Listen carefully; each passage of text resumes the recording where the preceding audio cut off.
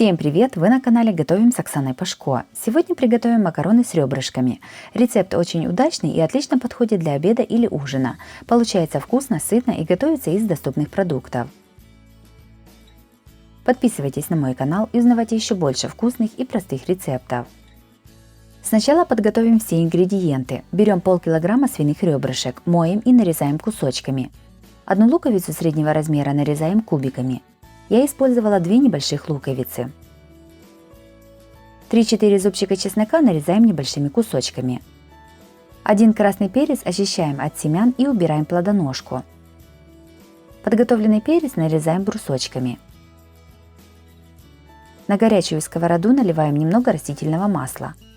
Кладем подготовленные ребрышки. Готовим блюдо в большой глубокой сковороде. Обжариваем ребрышки на большом огне до румяной корочки. Когда ребрышки поджарились с одной стороны, переворачиваем их на другую сторону. К обжаренным ребрышкам добавляем нарезанный лук и пассируем 1-2 минуты. Насыпаем подготовленный чеснок. Пассируем еще примерно полминуты, чтобы чеснок не подгорел. Сюда же кладем нарезанный красный перец и перемешиваем. Берем 2 столовые ложки томатной пасты и наливаем в нее примерно 50 мл воды. Перемешиваем и выливаем в сковороду. Сюда же насыпаем 2 чайные ложки молотой сладкой паприки. Все перемешиваем. Мясо с овощами заливаем примерно 1 литром кипятка. Перемешиваем и накрываем крышкой. После закипания все тушим 30 минут на небольшом огне. Прошло 30 минут.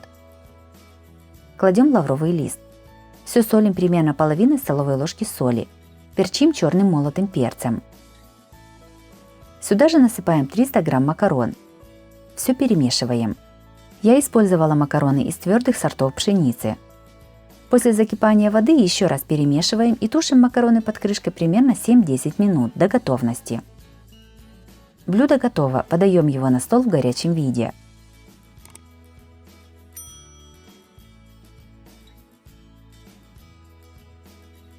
Макароны с ребрышками получились вкусными и ароматными.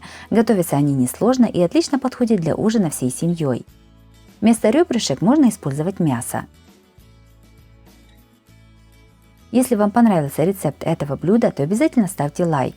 Подписывайтесь на мой канал и нажимайте на колокольчик, чтобы не пропустить новые видео. С вами была Оксана Пашко. Готовьте вкусно, готовьте с удовольствием.